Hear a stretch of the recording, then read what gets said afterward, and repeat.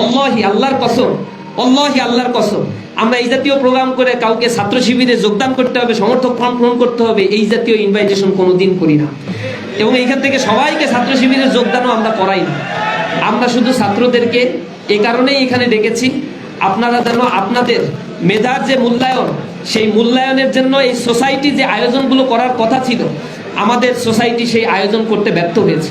ইসলামী ছাত্র শিবিরকে এই কারণে আমরা বলি, it's not only so called political institution, political organisation, but also it's a complete separate institution.